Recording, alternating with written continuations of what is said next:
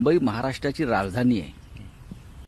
एक लक्षात घेतलं पाहिजे, मुंबई महाराष्ट्राची राजधानी आहे आणि मुंबई महाराष्ट्राला मिळवण्यासाठी महाराष्ट्राच्या 106 हुतात्म्यांनी बलिदान दिलेलं आहे. आणि वारंवार जेव्हा जेव्हा मुंबईवर संकट आलेलं आहे, केंद्राकडून, दिल्लीच्या राजकारण्याकडून मुंबईची ओढाताण झालेली आहे, तेव्हा तेव्हा मुंबईतला मराठी माणूस रस्त्यावर उतरून त्यांनी रक्त सांडलेलं आहे. आणि ते रक्त सांडण्यामध्ये शिवसैनिक फार मोठ्या प्रमाणामध्ये आघाडीवर आहेत. हा इतिहास जो आहे, हा ज्याला आता मुंबईवर शुद्ध भगवा फडकवायचा आहे, त्यांनी त्याचा इतिहास चाळला पाहिजे, अभ्यास केला पाहिजे.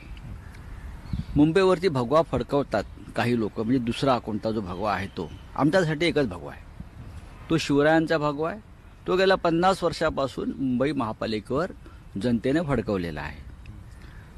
मुळात हे जे सगळे केंद्रातले लोक आहेत सत्ताधारी, त्यांना मुंबई महाराष्ट्रातच ठेवायचे नाही, माहिती आहे का आपल्याला.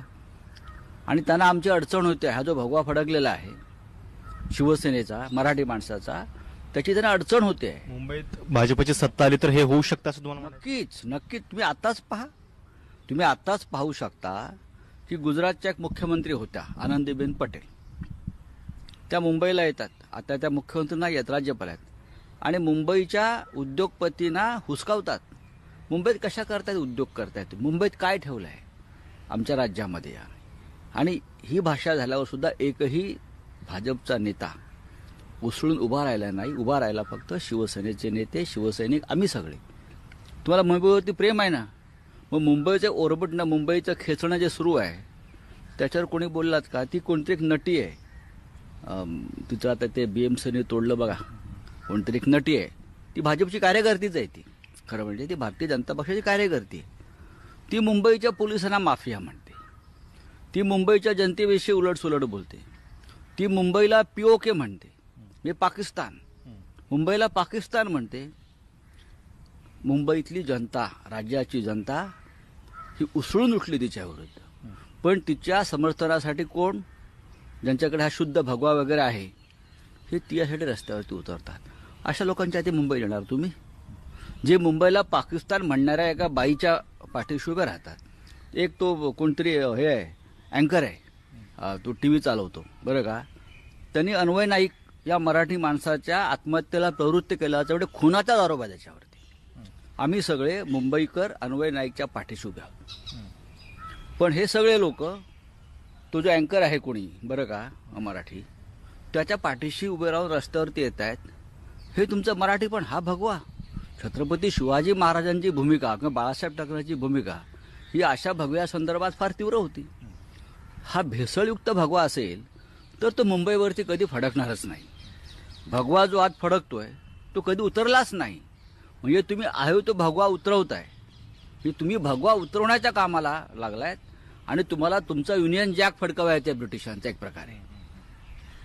काल त्यांनी मेट्रो कारशेडच्या मुद्द्यावरून सुद्धा खूप टीका केली. त्यांचं म्हणणं आहे की केवळ अहंकारासाठी हा निर्णय घेतला आणि त्याच्यामुळे पुढची 4 वर्षे मुंबईकरांना मेट्रो मिळणार नाहीये.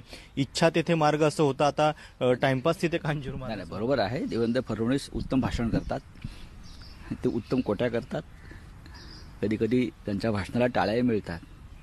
पण माननीय देवेंद्र फडणवीस यांनी एक समजून घेतलं पाहिजे की ही जी कांजूरला जे काही कारशेड हलवायची गोष्ट आहे, ते आता सरकार आल्यावरती नाही ना. जेव्हा राज्याचे मुख्यमंत्री देवेंद्र फडणवीस होते तेव्हापासून ही भूमिका आहे. हा विरोध की जंगलं तोडू नका, आरेमध्ये तुम्ही हा निसर्ग मारू नका, पक्षी, प्राणी, फुलं, झाडं, जंगल हे वाचवा, ही भूमिका आपण जेव्हा सरकारमध्ये एकत्र होतो ही तेव्हापासूनचीच भूमिका आहे. ही आत्ता एकदम सरकार आलं 1 वर्षापूर्वी आणि ती भूमिका घेतली असं नाहीये. शिवसेनेनं आपली भूमिका सोडली नाही जंगल वाचवण्यासंदर्भात. आणि काय होत आहे हे तुम्हाला लवकरच कळेल ना. थोडा वेळ जाऊ दिला पाहिजे. आत्ताच निर्णय झालेला आहे. कालच्या भाषणामध्ये एक रोख तुमच्याकडे पण होता, कारण ते म्हणत होते की किरीट सोमय्या जे आहेत ते फॅक्टच्या आधारे पत्रकार परिषद घेतात, त्यांना राजकीय भाषेत उत्तर दिलं पाहिजे. तुम्ही त्यांना वॉर्निंग देताय आणि भाजप सुद्धा तयार आहे जर तुम्हाला. बरोबर बोलतायत ते. आता राजकारणामध्ये एकमेकाने कोणी इशारे देत नाहीत का? नरेंद्र मोदी देत नाहीत का इशारा?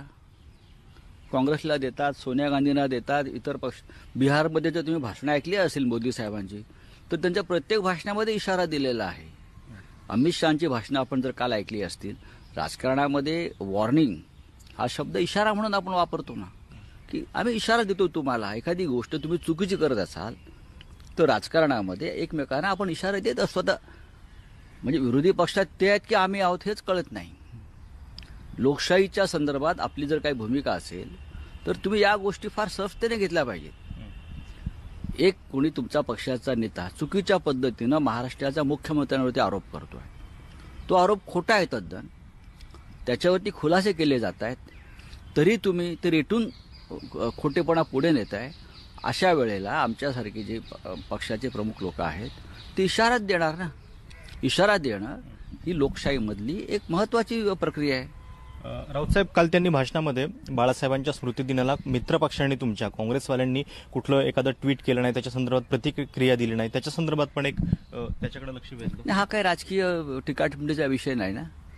श्रद्धा बाळासाहेबांविषयी हा सगळ्यांच्याच मनामध्ये आहे ना, सगळ्यांच्याच मनामध्ये आहे. आम्हाला जवाहरलाल नेहरूंविषयी देशाचे प्रधानमंत्री म्हणून प्रेम आहे, त्यांच्याविषयी राजकीय मतभेद असतील, पण या देशाच्या जडणघडणीमध्ये प्रधानमंत्री म्हणून जवाहरलाल नेहरूंचं योगदान महत्त्वाचं आहे.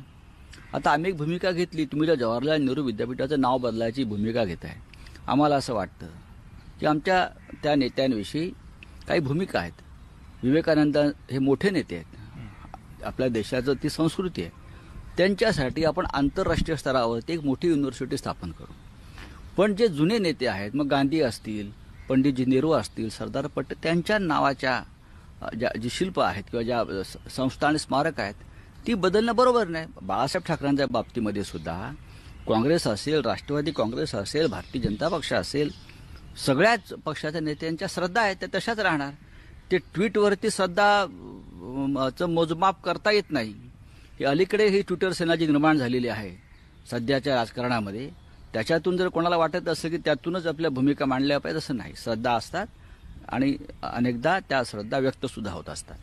बीएमसीची निवडणूक 2022ला आहे, पण भाजपनं आत्ताच मिशन बीएमसी सुरू केलंय. शिवसेनेची तयारी कुठे आहे? त्यांनी मिशन कमिशन बरं का जे काय असेल ते सुरू करावं. त्यांचा एक राजकीय पक्ष आहे आणि तो राष्ट्रीय पक्ष आहे, किंबहुना तो आंतरराष्ट्रीय पक्ष आहे. त्यांना बीएमसीमध्ये इंटरेस्ट आहे कारण त्यांना मुंबईत इंटरेस्ट आहे, मुंबईच्या उद्योगात इंटरेस्ट आहे, मुंबईच्या आर्थिक उलाढालीमध्ये इंटरेस्ट आहे, मुंबईच्या शेअर बाजारामध्ये इंटरेस्ट आहे, मुंबईच्या जमिनींमध्ये इंटरेस्ट आहे. हे गेले 50 वर्ष चाललेलं आहे. त्यांना मुंबईला दिल्लीची गुलाम पायपुसणं करायचं आहे आणि आम्ही ती होऊ देत नाही, हे दुःख आहे.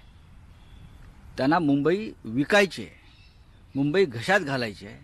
आणि आमचं म्हणणं आहे मुंबई श्रमिकांची आहे, मुंबई मराठी माणसाची आहे, मुंबई तिथे येणाऱ्या मजुरांची आहे, जे कष्ट करतात, उद्योगपतींची नाही.